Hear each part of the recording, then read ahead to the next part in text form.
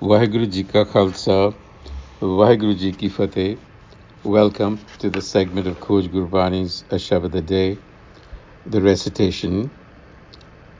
Gauri Mala Mahalla Panjwa, Paia Laal Ratan Man Paia, Tan Seetal Man Seetal Thaya, Satgur Sabad Samaya Rahao. लाथी भूख तृसन सब लाथी चिंता सगल बिसारी कर मस्तक गुर पूरे धरियो मन जीतो जग सारी तृप्तिया घाए रहे हृदय अंतर डोलन ते अब चूके अखुट खजाना सतगुर दिया तोट नहीं रे मुके अचरज एक सुनो रहे भाई गुर ऐसी बूझ बुझाई लाहे पर्दा ठाकुर जो पेटियो तो बिसरी तात पराई कहो न जाई एहो अचंबो सो जाने जिन चाखिया कहो नानक सच भय बिगासा गुर निधान हृदय ले राखिया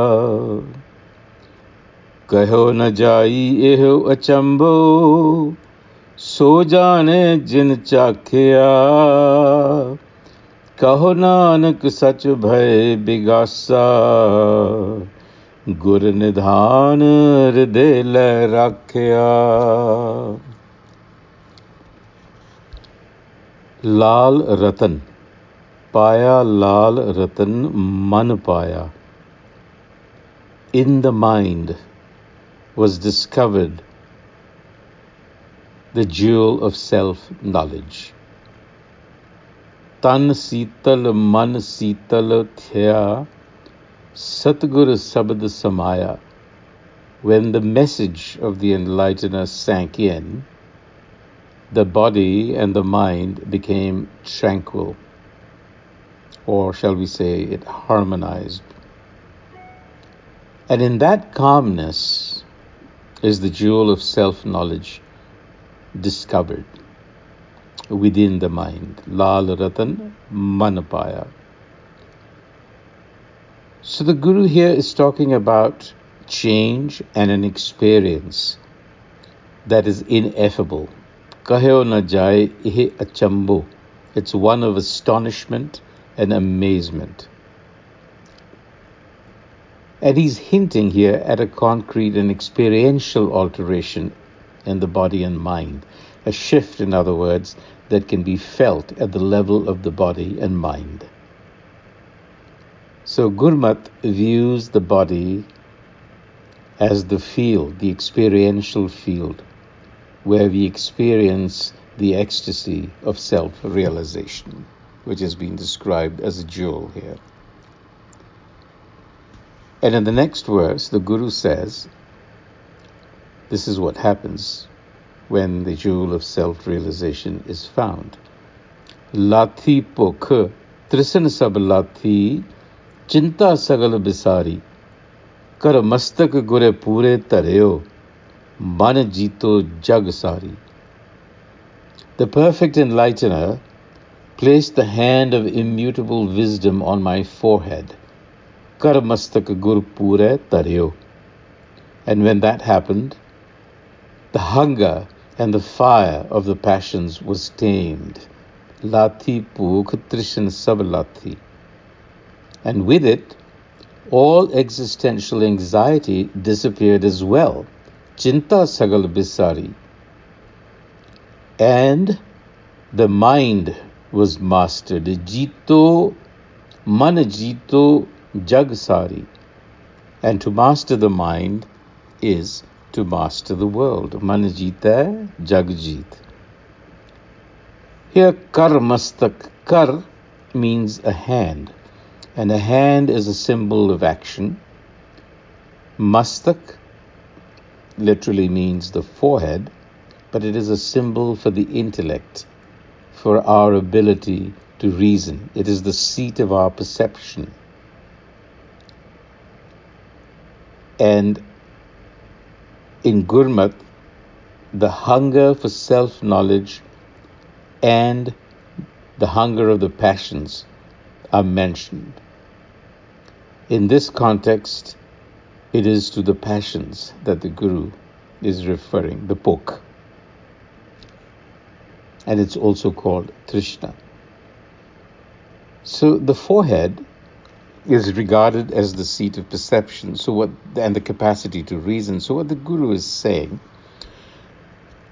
the hand of wisdom, it is symbolically believed that wisdom has two hands, one of knowledge and one of understanding. And this is symbolism. So to place the hand on the forehead means to essentially transform one's capacity to reason, one's perception, transformation of the mind. The forehead is also an indicator of destiny. So this transformation of the mind means transformation of destiny. So whereas placing of the hand on the forehead is physically an act of giving blessing, it also signifies the underlying transformation when Gur wisdom is imbibed. And further, Tripat aghaye rahe rid antar dolan te ab chuke, akhut khajana satgur diya tot nahi re muke. The immutable treasure of wisdom was received from the enlightened Akhut Khajana Satgur Diya. And this Khajana is inexhaustible. Tot nahi re muke. So when it was received, the heart is filled with deep satisfaction and delight. Tripat agaye rahe rid antar. In my mind is deep satisfaction. And it is freed from vacillation. Dolante ab chuke. And the experience itself is acharj, astonishing, unexpected. Acharj ek suno re pai, gur aisi booj bujhai.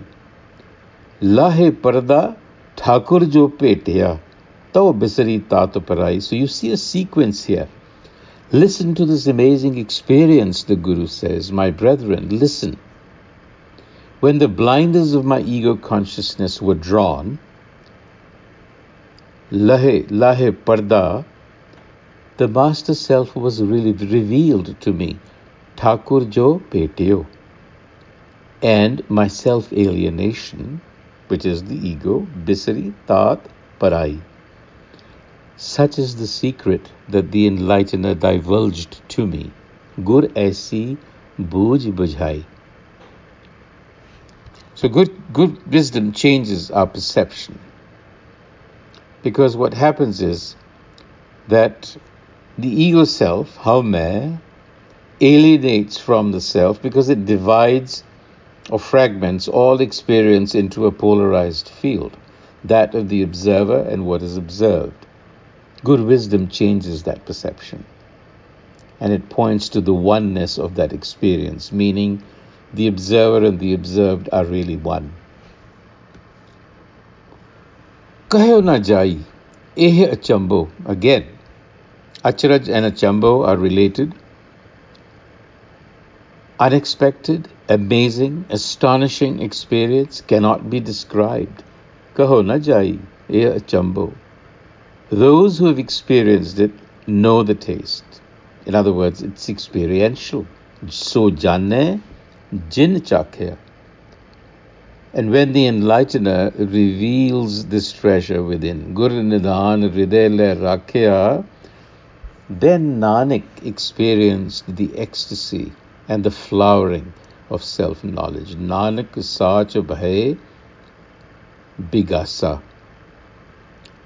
The term bigasa means an unfolding or a flowering of the self. You know how the bud unfolds to allow the flower to emerge. That is the process.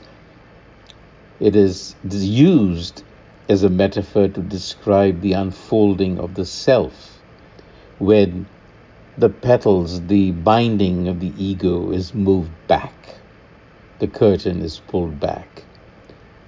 So at the psychological level, that is accompanied by a dropping of old fixations. Bisar gayi tat parai. Tat parai is what is foreign to us, is our fixations. And this gives the experiencer a new perspective, both of himself or herself and their respective situations. On that note, until the next time, Vaheguru Ji Ka Khalsa, Vaheguru Ji Ki Fateh.